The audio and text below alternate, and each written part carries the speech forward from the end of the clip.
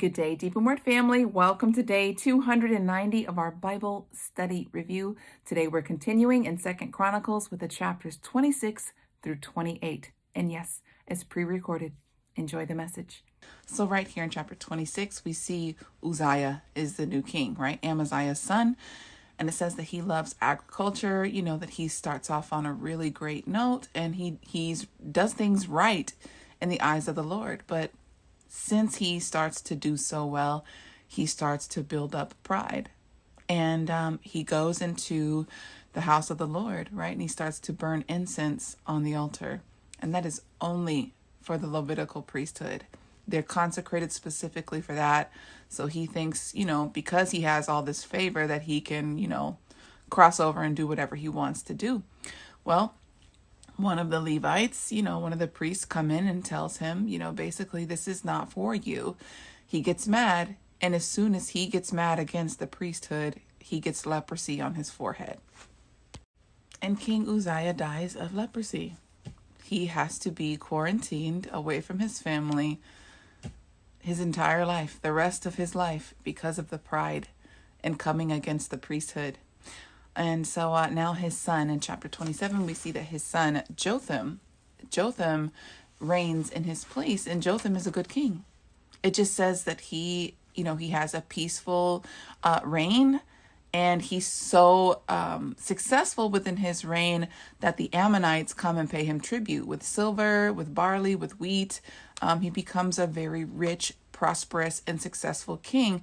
Again, that's what the Father will do for you if you remain righteous. If you keep his commandments, if you remain true, then the Father will cause other kingdoms to come and pay tribute to you. But if you are evil, then the opposite happens. And we will see that with his son Ahaz.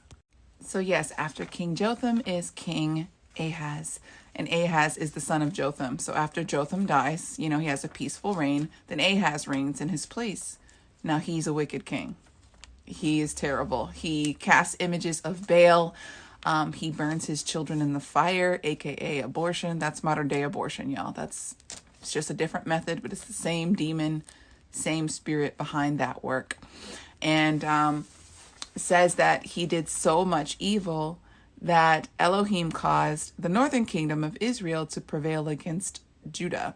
But they attacked Judah in such rage that they were taking captive the women and the children, and they wanted them to be slaves.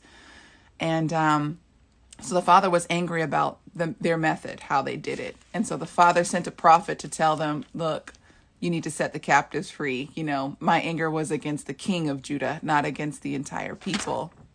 And so in the midst of King Ahaz getting attacked by his own brethren of the northern kingdom, he's also attacked by the Edomites. And so what he does is he basically takes the money from the house of the Lord to pay other kings to help him in war. And he is loyal to those other kings who so-called help him. And then he starts to sacrifice to their gods. And so this ends terribly for Ahaz because of his wickedness. He takes the money from the house of the Lord to then go and sacrifice to other gods. Of course, Elohim's not having that. So this ends tragically for this king. Once again, if evil is the seed that you sow, then evil will overtake you. But if you are righteous and you do righteous things, then blessings will come and overtake you. This is the same message over and over again. We need to understand that Yah, right? Yahuwah, Elohim will not be mocked.